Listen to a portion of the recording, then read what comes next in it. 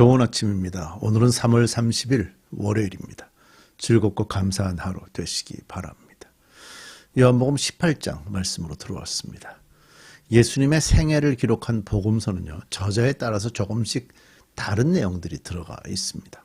사실 다른 내용이라고 보기보다는 내용의 순서가 좀 다르기도 하고요. 동일한 사건을 조금 다른 시각에서 기록하기도 합니다. 복음서는 예수님이 하신 일들을 동일한 시각에서 동일한 순서대로 기록한 책이 아닙니다.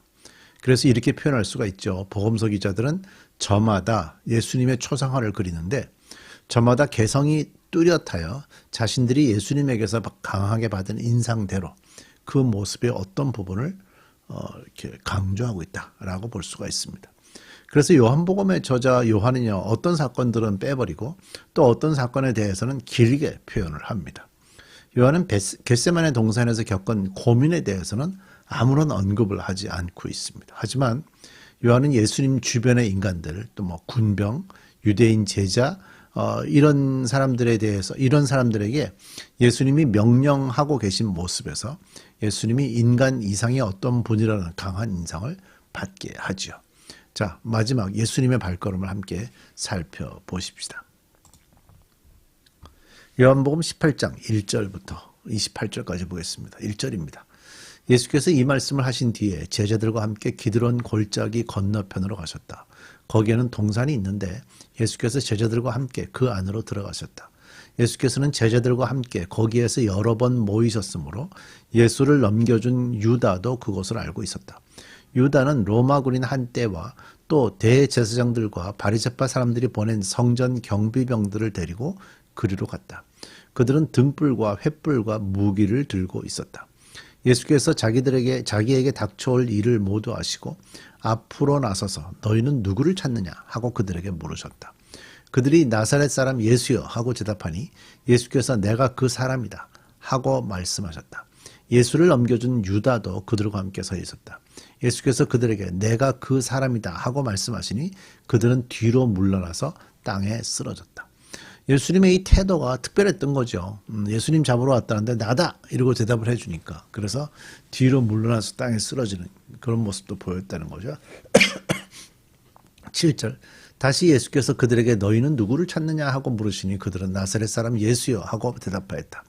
예수께서 말씀하셨다. 내가 그 사람이라고 말하지 않았느냐. 너희가 나를 찾거든 이 사람들은 물러가게 하여라. 이렇게 말씀하신 것은 예수께서 전에 아버지께서 나에게 주신 사람을 나는 하나도 잃지 않았습니다 하신 그 말씀을 이루게 하시려는 것이다. 예수님이 기드론 시냇가를 지나서 감람산으로 가신 것이 평소에 늘 하시던 대로 하신 것으로 보입니다. 가룟 유다가 예수님이 어디에 계신지를 정확하게 알고 있는 것으로 봐서요, 예수님이 몰래 숨으려고 감람산 가신 것이 아니고 평소의 습관대로 그리로 가신 것 같습니다. 그래서 가만히 보면 예수님을 잡으려는 가룟 유다와 로마 군인들이 예수님을 잡으려고 노력을 했지만 예수님은 숨으려고 하지 않고 오히려 그들에게 예수님의 평상시의 행적을 그대로 보여주면서 예수님이 주도권을 이끌고 가신다 하는 걸 좀 볼 수가 있죠.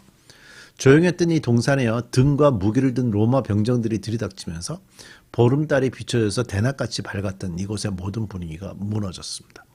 예수님은 이미 모든 것을 예견하셨던 것처럼 무기와 등불을 든 군인들에게 가서 직접 너희는 누구를 찾느냐라고 질문하셨고요. 그들은 나사렛 예수를 찾고 있다고 대답했을 때 그 군인들 앞에서 예수님은 그가 바로 나다 하고 대답을 했습니다. 여기서도 예수님이 모든 상황을 이끌고 있다라는 것을 요한이 보여주려고 하고 있는 거죠. 예수님의 대답은 아무나 할 수 있는 그런 대답은 아닙니다. 하나님이 모세를 불러서 히브리인들을 이집트에서 구원하시기 위해서 모세를 부르실 때 하나님은 자신을 이렇게 대답했죠. 내가 바로 그다 라고 대답을 했죠. 이 대답이 이미 하나님이 하셨고요. 지금 여기서 예수님이 대답하신 거예요. 그래서 결국 그 말씀을 하실 때나 지금 예수님의 모습이나 그 모든 상황을 이끌고 계시는 분은 예수님이라는 거죠. 이제 8절 9절을 읽으면 예수님이 잡혀가는 사람이라고 볼 수 없는 말씀을 하십니다. 내가 너희가 찾는 바로 그다 라고 대답을 했으니 내 제자들은 보내줘라 라고 말씀하시죠. 그러니까 요한이 이 말씀을 여기에 기록한 것을 보면요, 예수님께서 이 모든 상황 속에서 내가 잡혀갈 테니까 또 내가 숨지 않았으니까 이런 식으로 예수님이 모든 상황을 이끌고 계신다 하시는 걸 좀 볼 수가 있죠. 10절입니다. 시몬 베드로는 칼을 가지고 있었는데 그는 그것을 빼어 대제사장의 종을 쳐서 오른쪽 귀를 잘라버렸다. 그 종의 이름은 말고이다. 그때 예수께서 베드로에게 말씀하셨다. 그 칼을 칼집에 꽂아라. 예수께서 내게 주신 이 잔을 내가 어찌 마시지 않겠느냐.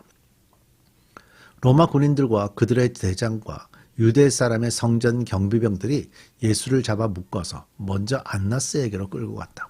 안나스는 그 해의 대제사장인 가야바의 장인인데 가야바는 한 사람이 온 백성을 위하여 죽는 것이 유익하다. 그 유대 사람에게 조언한 사람입니다. 제가 지난주 묵상에서 이 말씀 드렸죠. 15절 시몬 베드로와 또 다른 제자 하나가 예수를 따라갔다. 그 제자는 대제사장과 잘 아는 사이라서 예수를 따라 대제사장의 집 안뜰에까지 들어갔다. 그러나 베드로는 대문 밖에 서 있었다. 그런데 대제사장과 잘 아는 사이인 그 다른 제자가 나와서 문지기 하녀에게 말하고 베드로를 데리고 들어갔다. 그때에 문지기 하녀가 베드로에게 당신도 이 사람의 제자 가운데 하나지요? 하고 말하니 베드로는 나는 아니다 하고 대답하였다. 날이 추워서 종들과 경비병들이 숯불을 피워놓고 서서 불을 쬐고 있는데 베드로도 그들과 함께 서서 불을 쬐고 있었다. 여기 보면 이제 그 시몬 베드로가 예수님의 재판받는 과정에 따라갔고요. 그 앞에 나오는 그 안나스라는 사람은 그 예수님이 어릴 때 그 지역에 그 예수님 공생에 시작하시기 전에요. 어릴 때 그 지역에 그 대제사장이었고요. 지금 여기서 재판을 진행하는 또 가야바라는 사람은 그 안나스의 사위로 되어 있습니다. 그러니까 대제사장은 아무래도 이렇게 아론의 후손들이 내려가는 거기 때문에 집안으로 내려가니까 사위가 하고 있었죠. 그 예수님이 재판받는 장소에 이제 갔을 때 시몬 베드로와 또 다른 제자가 예수님을 따라갔다라고 얘기를 합니다. 그 또 다른 제자가 따라갔다는데 또 다른 제자의 이름은 기록하지 않았는데 우리가 지금 요한복음을 읽고 있잖아요. 이제 그런 걸로 추정해 볼 때 아마도 요한이었을 것으로 추정이 됩니다.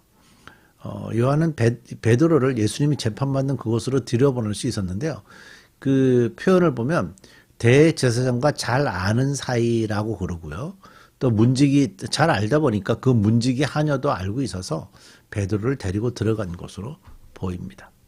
이 여정의 말을 좀 가능한 그 원문 그대로 번역을 좀 해본다면 이런 의미입니다. 설마 너도 이 사람의 제자 중 하나는 아니겠지? 하는 식의 표현입니다. 그러니까 베드로는 이 질문에 아주 간단하고 간결하게 난 아니다 라고 대답을 했죠. 이 대답을 할 때 베드로는 별로 이렇게 신경 쓰지 않았을 거예요. 그 뭐 여정이 그런 질문을 했다고 해도 뭐 아니라고 대답을 하면 되고요.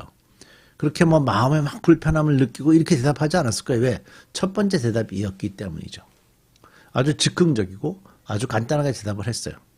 근데 사실 이 간단하고 즉흥적인 이 대답이 잘못된 결과로 이끌고 가고 있었죠. 그런데 베드로는 그걸 느끼지 못한 상황입니다. 자, 19절. 대제사장이 예수께 그의 제자와 그의 가르침을 두고 물었다. 예수께서 대답하셨다. 나는 드러내놓고 세상에 말하였다. 언제나 나는 모든 유대 사람이 모이는 회당과 성전에서 가르쳤고 아무것도 숨어서 말한 것은 없다. 그런데 어찌하여 나에게 묻느냐. 내가 무슨 말을 하였는지 들은 사람들에게 물어보아라. 내가 말한 것을 그들이 알고 있다. 예수께서 이렇게 말씀하시니 경비병 하나가 곁에 서 있다가 손바닥으로 예수를 치고서 말하기를 대제사장에게 그게 무슨 대답이냐 하였다. 예수께서 그 사람에게 내가 한 말에 잘못이 있다면 잘못되었다는 증거를 대어라. 그러나 내가 한 말이 옳다면 어찌하여 나를 때리느냐 하고 말씀하셨다. 안나스는 예수를 묶은 그대로 대제사장 가야바에게로 보냈다. 안나스는 AD 아까 제가 말씀드렸던 것처럼 예수님 젊으실 때 이렇게 대제사장이었던 분이라고 말씀드렸죠. 안나스는 이 재판을 통해서 사내들인 공회에 들고 갈 증거들을 좀 만들고 있는데요. 이때 시간이 새벽 한 3시쯤 되고 있고요. 십자가 차형을 6월절 때문에 그런 거예요. 십자가 차형을 6월절 그 절기 전에 해야 되니까 십자가 차형을 하려면 새벽 6시 이전에 모든 절차를 마쳐야 되는 당시의 절차가 그랬다고 그럽니다. 그래서 예수님이 이런 아주 급한 재판을 좀 받고 있는 거죠. 예수님은 지금 이 상태에서 직접 예수님이 하셨던 말씀을 여기 대제사장 앞에서 하나하나 나열해서 설명하지 않고 있어요. 오히려 백성들에게 물어봐라. 그들이 대답을 해줄 거다. 이렇게 대답을 하다 보니까 종교경찰로부터 예수님이 맞는 것이 있었던 거죠. 그래서 결국 안나스가 직접 대답을 얻지 못하고 있었기 때문에 가야바가 주재하는 사내들인 공회로 예수님을 넘겼습니다. 25절. 시몬 베드로는 서서 불을 쬐고 있었다. 사람들이 그에게 당신도 그 제자 가운데 하나지요? 하고 물었다. 베드로가 부인하여 말하기를 나는 그런 사람이 아니요 하고 하였다. 베드로에게 귀를 잘렸던 사람의 친척으로서 대제사장의 종 가운데 하나가 베드로에게 당신이 동산에서 그와 함께 있는 것을 내가 보았는데 그러시오 하고 말하였다. 베드로가 다시 부인하였다. 그러자 곧 닭이 울렸다. 누가복음에는 보면 요 사이에 있었던 내용들이 좀 기록이 되고 있죠. 예수님과 베드로와의 사이에 어떤 눈으로서의 대화, 그런 장면이 좀 기억이 되고 있고요. 요한복음에서는 예수님의 평정한 태도하고 베드로가 불안에 떠는 모습들이 좀 대조되고 있습니다. 베드로는 그 별 생각 없이 대답했죠. 아니다. 난 아니다. 난 아니다. 3번 대답했는데 결과적으로 예수님 하신 말씀에 그 예언의 말씀에 그대로 응답이 되고 말았습니다. 닭이 울었을 때 베드로가 어떤 태도를 보였냐, 그것도 참 중요하죠. 우리가 그 그리스도인으로 살아가면서 아주 즉흥적이고 간단한 거지만 항상 기억해야 됩니다. 그 대답이 우리에게 어떤 결과를 오게 될지. 우리 기도하겠습니다. 베드로는 마음이 어려웠던 것 같습니다. 그래서 예수님을 따라갔고 또 그 예수님으로부터 예수님과 귀한 대화도 하면서 눈으로 대화도 하면서 그가 하나님께로 더욱더 가까이 다가갈 수 있는 기회가 되었습니다. 우리가 이 순환절 마지막 주간을 통해서 십자가로 걸어가신 예수님을 묵상하면서 그분과 우리가 좀 깊은 대화를 갖게 하시고 그런 깊은 만남을 통해서 십자가의 은혜 속에 우리가 더 들어가도록 성령님 우리를 도와주옵소서. 예수님의 이름으로 기도드립니다. 아멘.